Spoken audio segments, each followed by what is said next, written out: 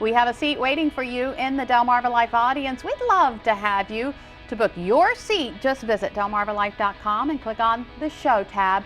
There on the right side of the page is a ticket tab under For Our Audience. Or you can give us a call, 443-880-9116.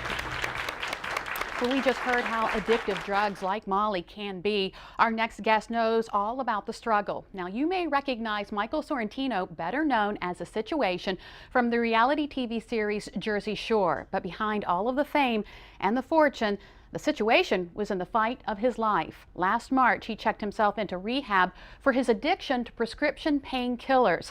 And The Situation joins us today to share his story. Thanks for joining us this afternoon. First of all, take us back. How did you get addicted to prescription painkillers? Well, I would have to say, just like many Americans out there, or millions of Americans, I had an initial injury. And that initial injury, I was prescribed by a, prescribing physician, opioid prescription painkillers for that injury.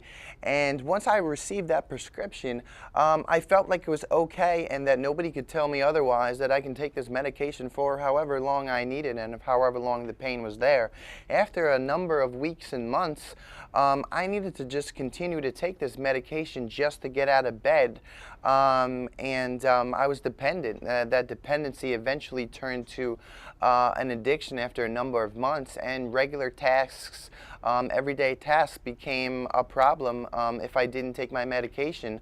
And I found myself abroad in Australia, without my medication, and they don't even, make it in that country, starting to go through the early stages of withdrawal, which are like flu-like symptoms. Oh, wow. And then, and then from that particular point, I realized, wow, if I'm having trouble, right now, how am I going to, go on with my life? How am I going to get married? How am I going to have kids? How am I going to continue to love to, do my job and be in front of the camera? And I'm not going to be able to do that if I continue on this road. So therefore, I immediately checked myself into rehab, flew to Utah the next day out of Australia, where I was prescribed Suboxone film, along with counseling, fitness, and meditation. And then I was back to being the Michael that Michael needs to be. Mm-hmm. I was back to, enjoying life and smiling. Let's go back to that day that you did decide to go to rehab. Was that a hard decision to make? Did it take you some time to make that decision?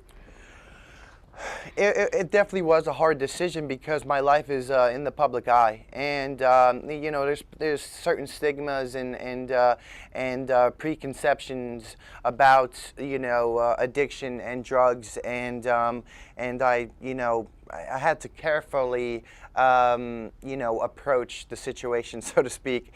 And, I realized that everybody was going to know, and I had to just come out and be honest with it and tell my story. And through that story, maybe I can help others. And that's the really reason why I'm here. And speaking of helping others, prescription drugs are one of the most abused drugs in the country, but there are other illegal drugs out there. And now we have these popular singers singing about drugs like Molly and things like that. What do you think about that? Well, I hear the songs all the time, and it's just in our culture today, that the rappers and artists are really going to sing about what's going on, I'm just a fan of the music. I'm not necessarily a fan of the drug use. Right. What message would you like to spread to others who may find themselves in the situation you were in? I would definitely suggest to, if there is any question about, drug use or being addicted, maybe a friend, family, or loved one, I would suggest to go to resetreality.com.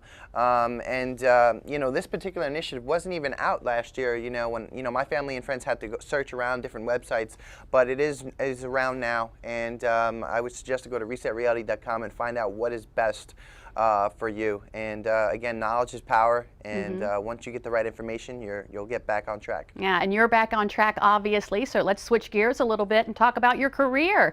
Now, how are you keeping yourself busy now that Jersey Shore is over? Well, actually, Jersey Shore is over, but I actually just returned from Spain. I was in Spain doing an appearance tour, and then actually for the past couple months, I've been working on an Italian family reality show with me and my family and my girlfriend, and it's really the post-Jersey Shore Mike. You mentioned girlfriend. You know, you were notorious for not wanting to settle down, but sounds like you may be settling down a little bit.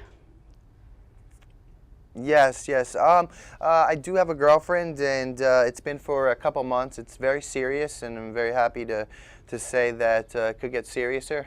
It's a situation. But it's actually my college sweetheart, and we went out in college for 3 years. We met in math class in college, and we reconnected after Jersey Shore. We couldn't be happier. Oh, sounds wonderful. Well, thank you so much, and best of luck to you and your new show. We look forward to seeing it. And if you would like to read more about the situation, go to our website, delmarvalife.com. Just click on the show tab. Well, still ahead on Delmarva Life, tattoos. Are they still taboo? They're for me. They're not for everybody else to see. I'm not showing off. WBOC's Cleo Green stops by the Delmarva Life studios after investigating the public perception of getting inked. And later, we're in the kitchen for a recipe challenge rematch. Whiskey and Randy from Froggy 99.9 are here. Jimmy and I are going to show them how it's done. We'll be right back.